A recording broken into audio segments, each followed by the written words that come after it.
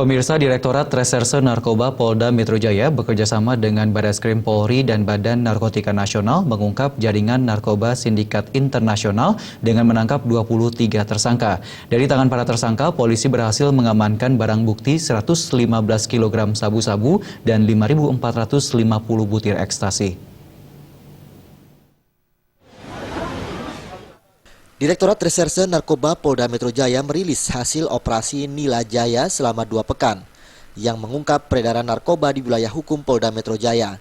Hadir dalam rilis ini Kapolda Metro Jaya Irjen Pol Tito Karnivian dan Kepala BNN yang baru dilantik Komjen Pol Budi Waseso. Bekas Kabareskrim Polri ini hadir karena operasi Nila ini di bawah komando dirinya saat memimpin Barreskrim Polri. Dalam operasi ini pihak kepolisian berhasil menangkap 23 tersangka. 23 WNA itu terdiri dari 3 warga negara Nigeria, 3 warga negara China, dan 17 warga Indonesia.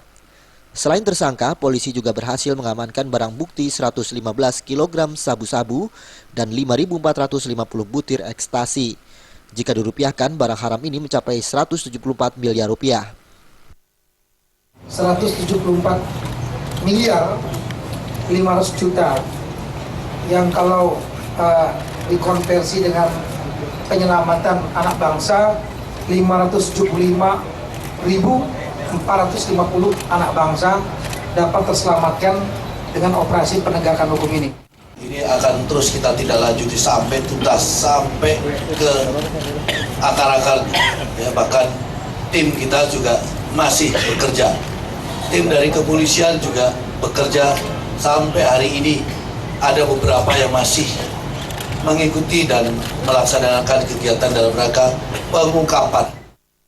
Selain narkoba, juga ada benda-benda untuk menyelundupkan narkoba yang disita, seperti besi piston, paralon, tas wanita, dan sepatu wanita. Untuk mempertanggungjawabkan perbuatannya, para tersangka akan dijerat pasal 114 ayat 2, subsidiar pasal 112 ayat 2, junto pasal 132 ayat 1 Undang-Undang RI nomor 35 tahun 2009 tentang narkotika, dengan ancaman pidana di atas 20 tahun penjara atau hukuman mati. Dari Jakarta, Zikri Amin melaporkan. Gubernur Sulawesi Tengah Longki Janggola dilaporkan